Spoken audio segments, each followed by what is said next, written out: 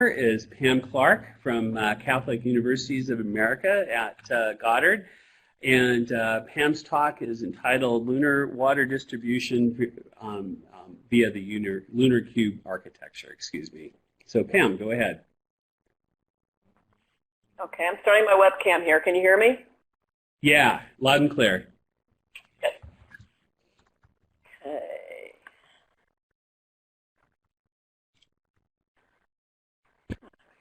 Usual strange viewpoint here. Okay. Great. Let me make sure that I can use the little green arrow. Where is the little green arrow? Use the little green arrow. We see you now. You see me now? Okay.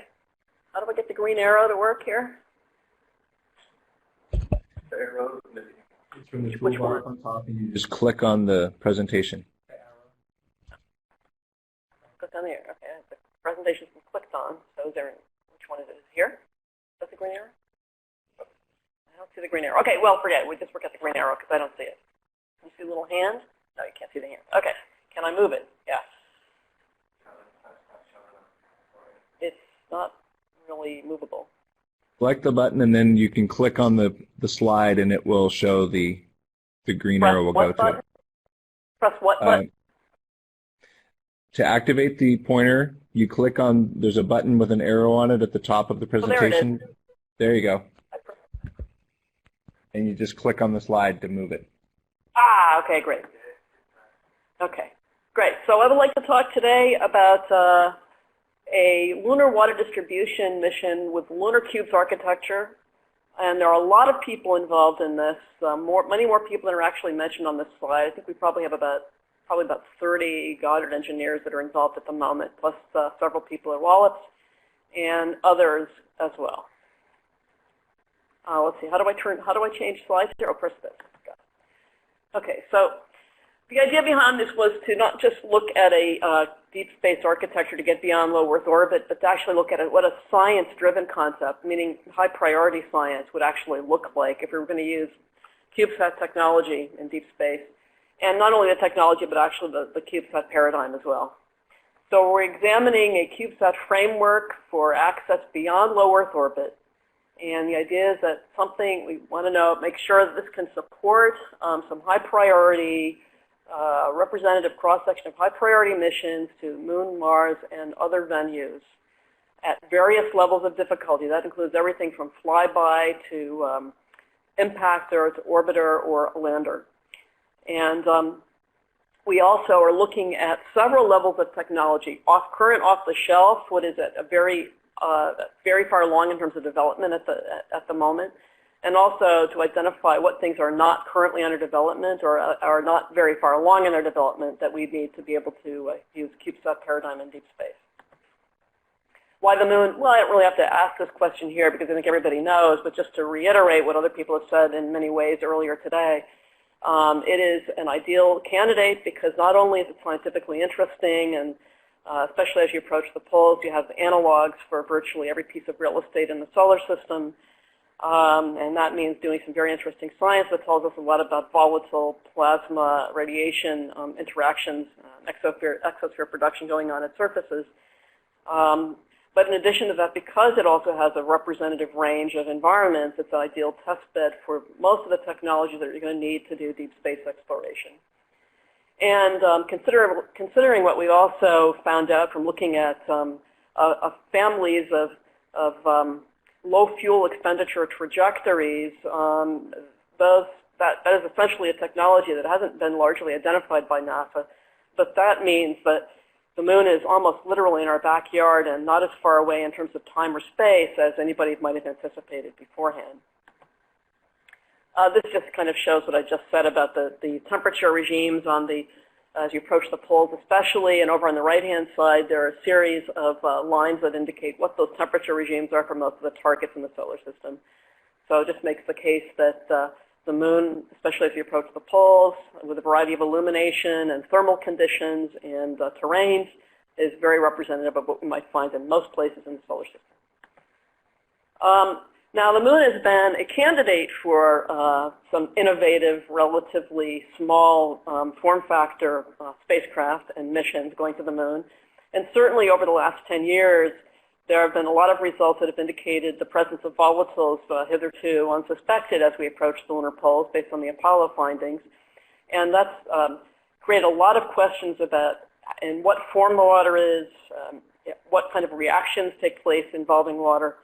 And it opens up the whole issue of, can we look at systematics of water in terms of latitude versus time of day versus terrain type for looking at the form water's in and the ways in which the components of water are distributed also as a function of time of day and latitude and terrain type. So we decided that one of the primary candidates to look at a CubeSat, which would involve flying essentially a single instrument, an near-infrared spectrometer with the capability of looking out somewhat beyond 3 microns, which itself presented a challenge, a relatively major challenge, but every mission has some challenges. We put together a team that would look at science-driven requirements, flow down from those requirements into what the engineering requirements would be, and address those challenges systematically for an entire mission. In other words, build a fully functional spacecraft that would essentially be able to get itself to the moon, starting from giving a little bit of head start, starting instead of from low Earth orbit, which is almost beyond capability with a small propulsion system, to start from GEO or GTO. And this would involve extensive collaboration with the engineers and technology developers here at Goddard in collaboration with science people.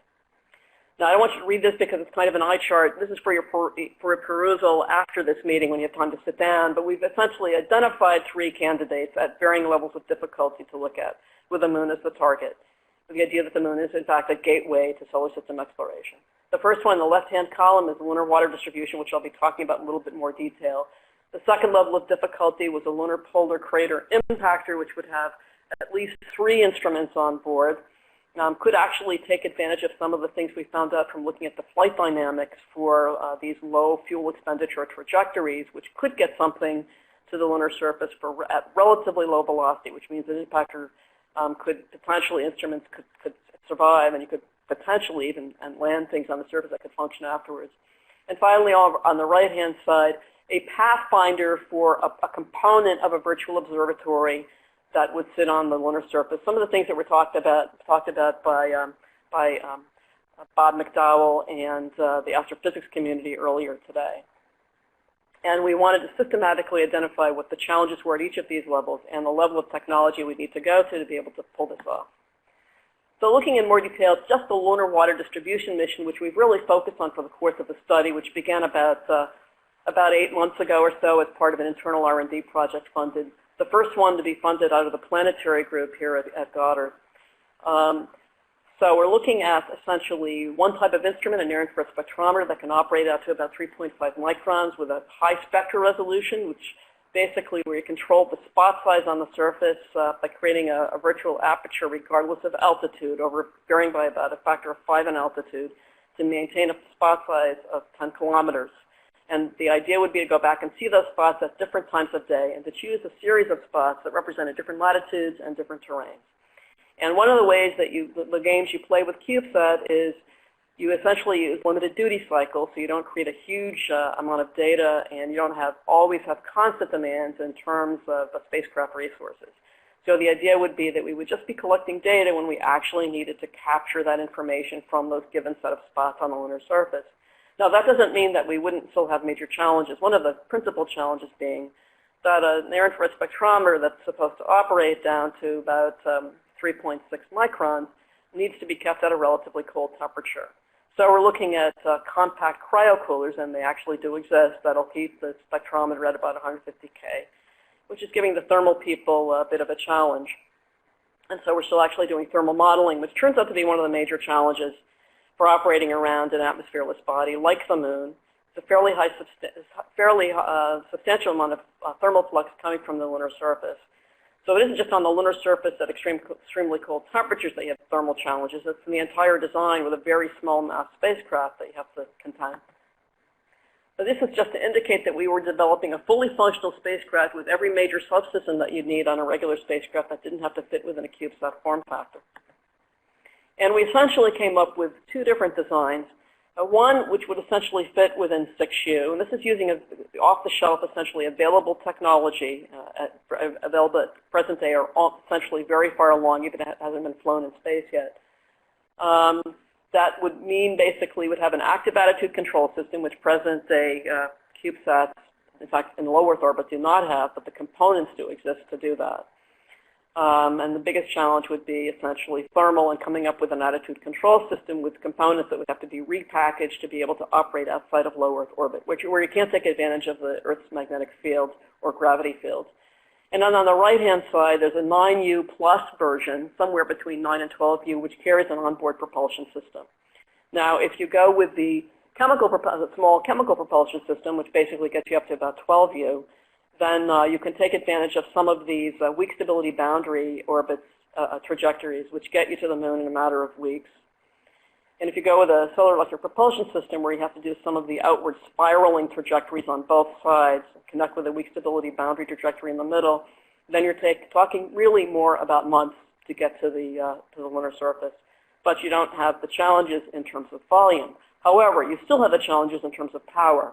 So this basically carrying a propulsion system demands that you carry a gimbaled solar panel array to provide tens of watts of power, essentially 80 or 90 watts for a solar electric propulsion system, which has to be pointing toward the sun while you're spiraling outward, so it must be gimbaled. So just because it's a simple mission doesn't mean that with CubeSat form factor there aren't some major challenges. And this is just a concept for the very compact near-infrared spectrometer, which essentially is a simple optical system, all aluminum construction, which mitigates some of the thermal issues that we could potentially have, with two off-axis paraboloid mirrors and essentially an aperture at the detector that's about half the area of the aperture, or a quarter of the area of the aperture at actually to the outside world. It doesn't require special external optical system. And the big challenge here is to be able to fit within about 1.5U, which we've allocated for the payload, the compact cryocooler, which will allow us to keep the detector extremely cold at 150K. This is just an example of what some of these weak stability boundary trajectories look like. You typically loop out around L1 or L2. And the big challenges here are that not just, you basically have to find the points of connection. They can do this trajectory in several pieces, unlike a Holman transfer, which is essentially continuous from the time you launch at relatively high delta V from to escape the Earth. This requires you to explore and use genetic algorithms to connect the pieces together to find out where the points of connection are that minimize the amount of delta V that you're going to require to get into the final orbit. It also requires you to figure out an orbit that works for the kind of instrument that you're going to fly. So it's not just a matter of getting things beyond low Earth orbit and calling it the first interplanetary CubeSat, which is challenging enough. But this actually means that for a science instrument, you have requirements in terms of where you actually need to be to take your data. So we figure that when we've addressed this challenge, we will have set ourselves up to be able to do other instruments and other kinds of orbits as well. And it's been a really interesting exercise to go through this process. This is just a comparison, which I mentioned earlier. I'm not going to go into details here. You can look at this offline between the chemical propulsion and electrical propulsion systems in terms of the kind of delta V requirements that are needed. They're different depending. If you have a high impulse system, you need less delta V, but you have to be able to generate that high impulse, which you can't do with a solar electric propulsion system. And the implications I discussed earlier. And we're about out of time here. Okay.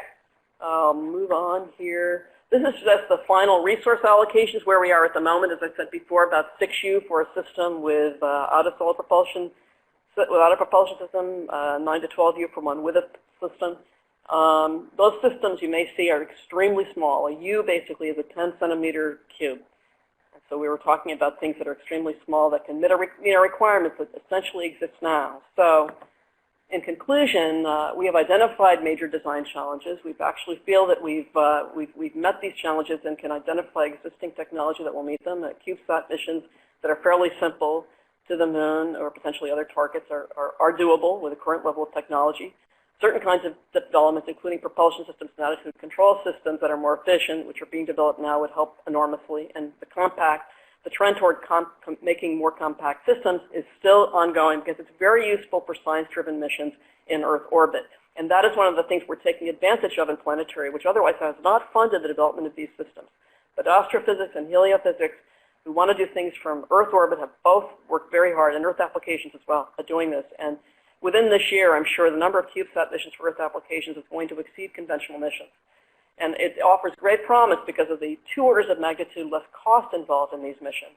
And if we can fly lots of these, we can do a kind of virtual exploration with a number of candidates going to exactly the place you want them to be for small assets, which will make the kind of science we can do, and for a lot less money, very interesting. Any questions? Thanks, Pamela. Thank you very much. We are going to need to move on. We don't really have time for questions right now, but I do want to say that I think this is just a super important technology. You can't do everything with cubes, of course, but you can do a tremendous amount, and you made an important The conference is now in talk mode. The cost is far less than for larger missions. So thanks again. So we started out with Paul's talk, which gave kind of a broad perspective on detecting the water and the volatiles in the first place. Moved on to Tony's talk about a mission that is in planning right now to look at these, and then on to Pamela's, which is talking about a new innovative way to do these missions. And our final talk